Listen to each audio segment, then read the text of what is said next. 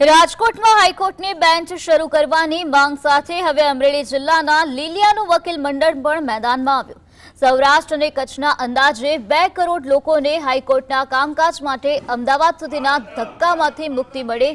તે હેતુથી વકીલો દ્વારા આ ઉગ્ર માંગણી કરવામાં આવી છે।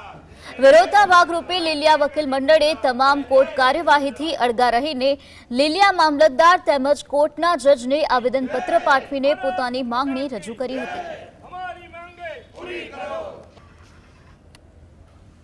કચ્છના 2 કરોડ લોકોને 2 કરોડ પોપ્યુલેશનની લોકોને ન્યાય મેળવવા માટે નામદાર ગુજરાત હાઈકોર્ટમાં અમદાવાદ જવું પડે છે। તો હાઈકોર્ટની એક બેચ